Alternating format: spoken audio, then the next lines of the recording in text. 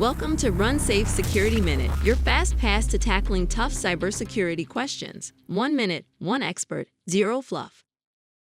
How does RunSafe Protect enable memory attack mitigation on QNX and VxWorks 7 without requiring source code changes or performance trade-offs? Okay, yes, QNX and VxWorks 7. Well, if you're familiar with RunSafe Protect and Load-time Function Randomization on other targets, this is really no different. If you're not, LFR is a randomization technique that disrupts a key aspect of memory corruption attacks, that being the attacker's ability to predict where code is going to be in memory at runtime. They need to be able to predict that in order to construct their payloads, and if it's randomized, that essentially defeats that prediction ability. And this is fine-grained randomization at the function level, which is different from ASLR, where previously a single information leak could compromise your entire application and defeat ASLR.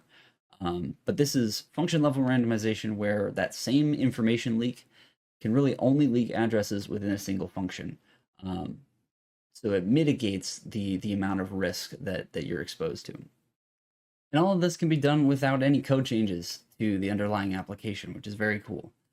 This is because we do this by simply wrapping the invocations of your compiler and your linker that your build system is already doing at build time. And that means that for VxWorks 7, enabling Protect is simply a matter of running a quick installation script in your project directory, and then Protect is enabled for all your builds, whether that is from your Workbench IDE or from the command line. And for QNX, it's as simple as a 1 or 2 line change in your makefile. And that's not a 1 or 2 line change across a bunch of files or something.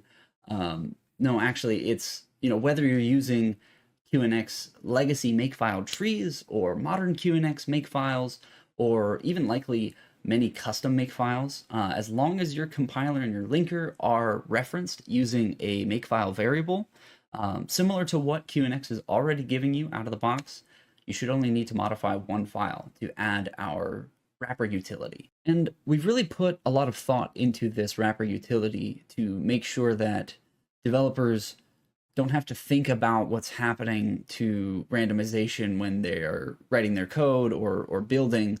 And really all it's doing is pre-computing our randomization metadata so that we can minimize the runtime performance impact, right? So the only performance cost that you get is the small hit at program startup to actually perform the randomization.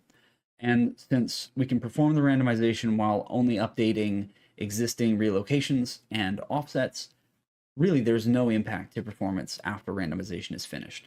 It's just your code running exactly the same instructions as before, but now with advanced protection against memory corruption exploits. So it's really, really cool.